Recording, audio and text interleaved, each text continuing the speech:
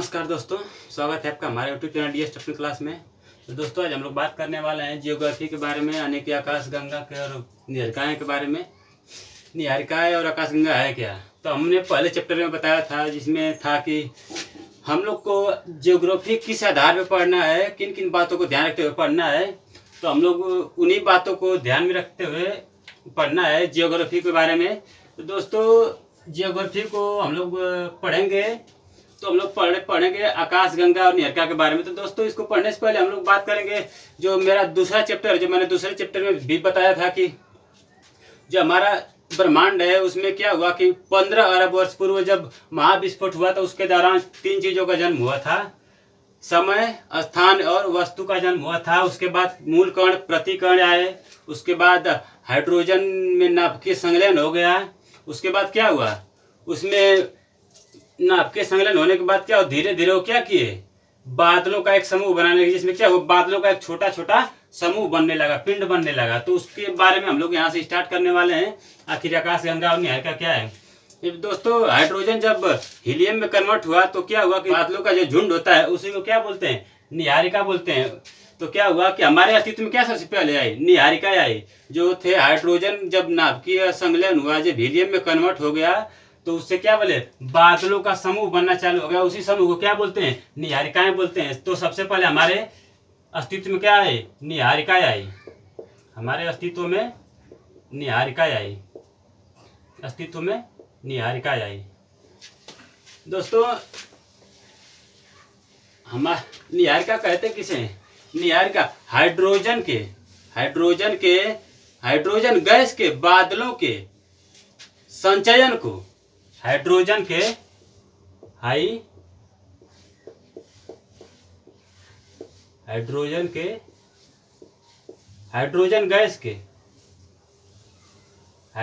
Gas के बादलों के संचयन, हाइड्रोजन गैस के बादलों के संचयन को क्या कहते हैं, निहारिका कहते हैं। इसी से क्या हुआ, हमारी निहारिकाएं बनी। आकाशगंगा से पहले क्या आई, निहारिकाएं आई।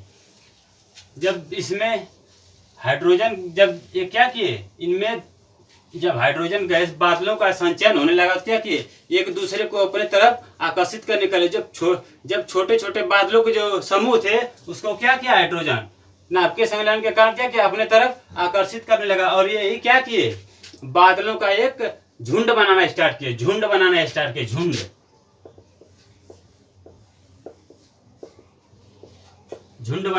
किए।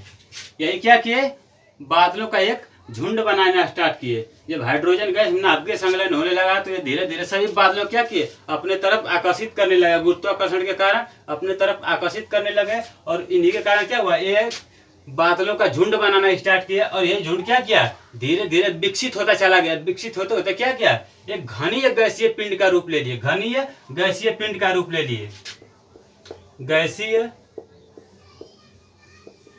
पिंड। ये क्या किए, घनीय गैसीय पिंड का रूप ले लिए। जो इसके अंदर हाइड्रोजन में जो नाभिकीय संलयन था, क्या हुआ, इसके क्रोड में यानी कि मध्य में हाइड्रोजन नाभिकीय संलयन करने लगा। जब ये हाइड्रोजन नाभिकीय संलयन करने क्या हुआ, हाइड्रोजन क्या हुआ, हीलियम में परिवर्तित हो गया। हीलियम में जब परिवर्तित हो गया तो इसी को कहते हैं नाभिकीय संलयन होना। इसी को कहते हैं नाभिकीय संलयन होना। नाभिकीय संलयन, इसी को कहते हैं नाभिकीय संलयन होना। जब नाभिकीय संलयन होगा तो क्या होगा, असीमित मात्रा में ऊर्जा भी उत्पन्न होगी, ऊर्जा भी जनरेट होगी। तो ऊर्जा जनरेट हुई और इसी से क्या हुआ, हमारे तारे उत्पन्न हुए। इन्हीं से क्या हुआ, तारों का जन्म हुआ। दोस्तों ये तो हमारी निहारिकाएं हो गई।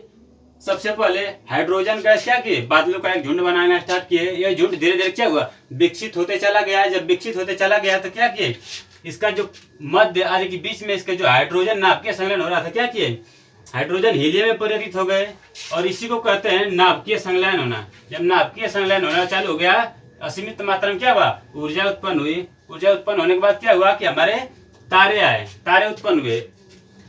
तो ये निहारिका हो गई। अब आकाश गंगा के बारे में जान लेते हैं, जिसको गैलेक्सी बोला जाता है, गैलेक्सी। अगर हमसे कोई पूछ दे आकाश गंगा कहते किसे हैं, अगर हमसे कोई पूछ दे आकाश गंगा कहते किसे हैं, तो हम क्या बताएंगे। मान लीजिए ये तारा हो गया, गैसीय पिंड हो गया, हाइड्रोजन गैस के बादलों के संचयन हो गया। इन्हें क्या करता है, अपने अंदर सभी को गुरुत्वाकर्षण बल के कारण क्या करता है, बांधे रखता है। उसी को क्या कहते हैं, आकाश गंगा। इसको क्या कहते हैं, आकाश गंगा। उसी को आकाश गंगा कहते हैं।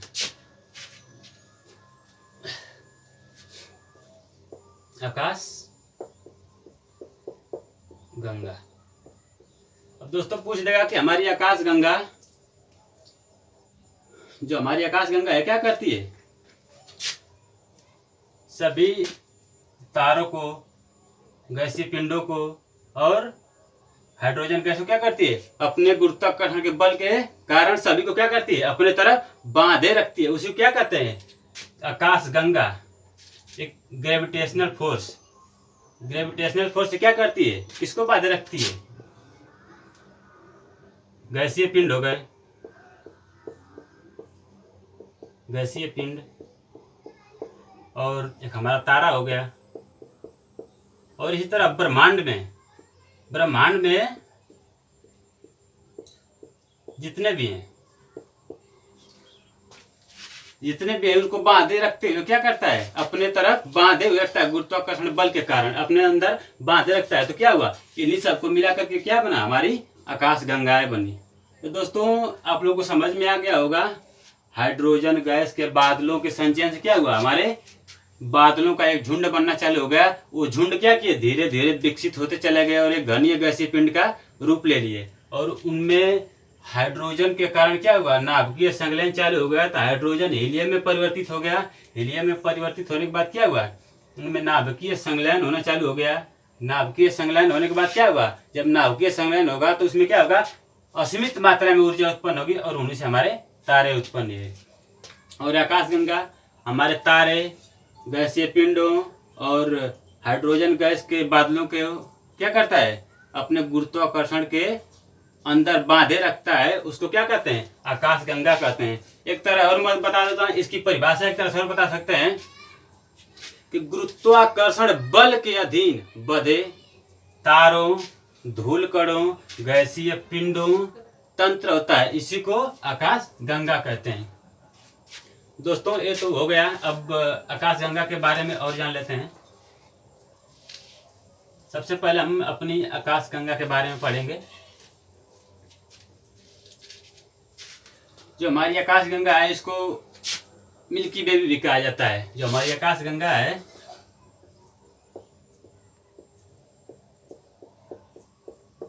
जो हमारी आकाश गंगा है, इसको मिल्की वे भी कहते हैं। मिल्की वे क्यों कहते हैं, मैं इसको आपको बताऊंगा। दोस्तों जो हमारी आकाश गंगा है, एक सर्पिलाकार है। जो हमारी आकाश गंगा है, यह एक सर्पिलाकार है, जिसका आकार सर्प के आकार का होता है। और इसका आकार दो तरह से देखते हैं हम लोग। एक तो सर्पिलाकार हो गया, और सर्पिलाकार जब हम लोग ऊपर से देखते हैं तो ये सर्पिलाकार दिखती है, और जब नीचे से देखेंगे तो प्लेट नुमा दिखती है, प्लेट नुमा। तो हमारी आकाश गंगा कुछ इस तरह है। हमारी आकाश गंगा कुछ इस तरह दिखती है ऊपर से, सर्पिलाकार, सर्पिलाकार। अगर नीचे से देखेंगे तो कुछ इस तरह दिखती है, प्लेट नुमा दिखती है। दोस्तों हमारी आकाश गंगा अब पूछ देगा कि हमारी आकाश गंगा कितने प्रकार की होती है, तो हम लोग क्या बताएंगे। तो दोस्तों बताएंगे कि हमारी आकाश गंगा 3 प्रकार की होती है। पहला क्या है, पहला है दीर्घ वृत्ताकार, जो बड़े आकार का हो, बहुत बड़े आकार का, उसे क्या कहते हैं, दीर्घ वृत्ताकार। और दूसरा क्या है, सर्पिलाकार,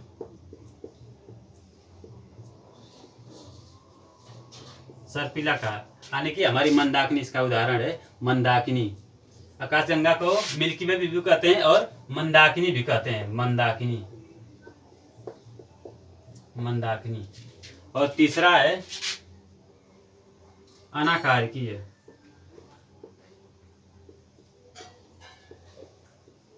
अनाकारकीय, जिसका कोई आकार ना हो, उसको क्या कहते हैं? अनाकार्य आकाशगंगा।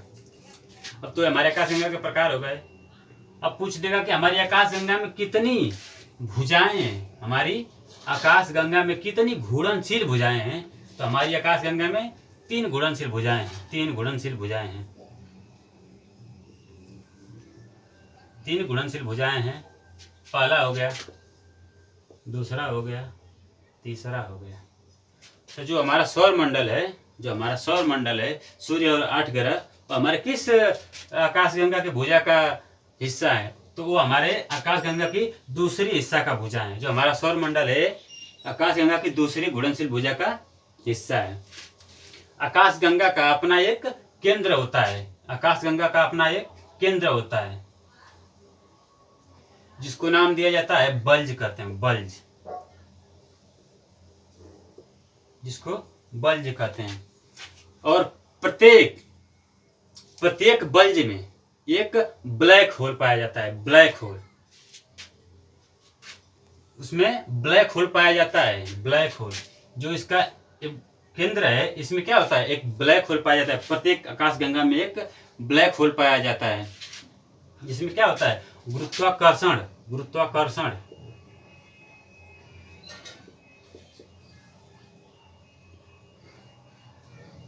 गुरुत्वाकर्षण, गुरुत्वाकर्षण असीमित मात्रा में पाई जाती है। असीमित मात्रा में पाई जाती है। यहाँ से प्रकाश को भी नहीं गुजरने देता है। ये प्रकाश को क्या करता है? सोख लेता है। इतनी इसके अंदर गुरुत्वाकर्षण शक्ति है कि ये प्रकाश को भी नहीं गुजरने देता है। अपने अंदर क्या करता है? सोख लेता है। इसीलिए यहाँ पे क्या होता है? यहाँ की जो आसपास की एरिया है, यहाँ पे क्या होता है? इसीलिए ये तारों का यहाँ पे संकेंद्रण होता है। तारों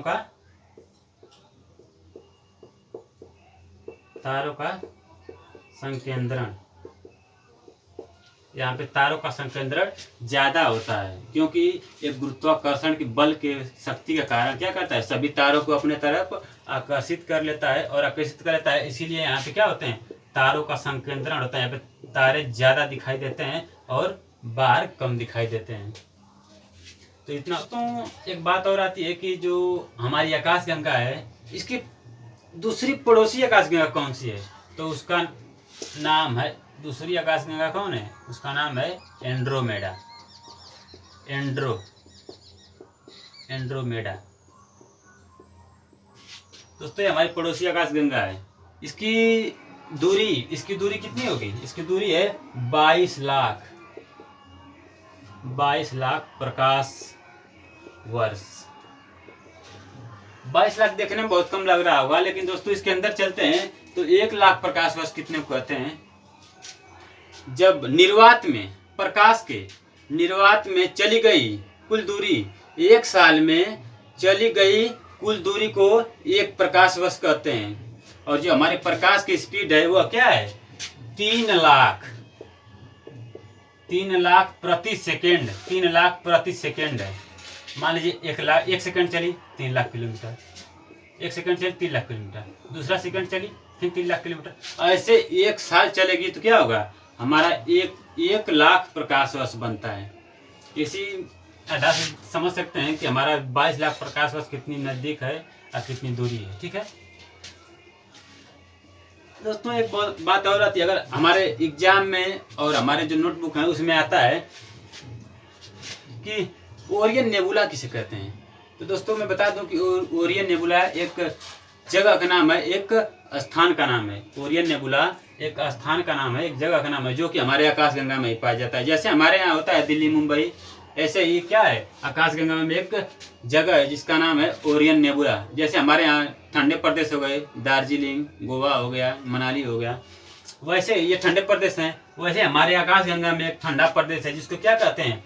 ओरियन नेबुला। Orion nebula.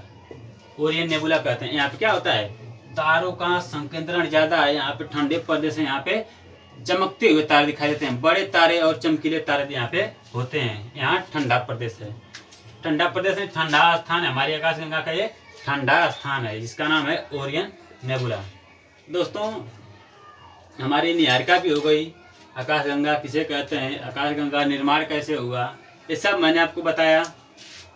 तो दोस्तों, मैं उम्मीद करता हूँ कि आप लोगों को समझ में आ गया होगा। मानता हूँ मेरे समझाने की थोड़ी टेक्निक अलग है, बट धीरे धीरे मैं समझाने लगूंगा अच्छे तरीके से। तो आप लोग इसी तरह सहयोग करते रहिएगा, और वीडियो अच्छा लगे तो वीडियो को लाइक करना, और हमारे जो चैनल है उसको सब्सक्राइब कर लेना।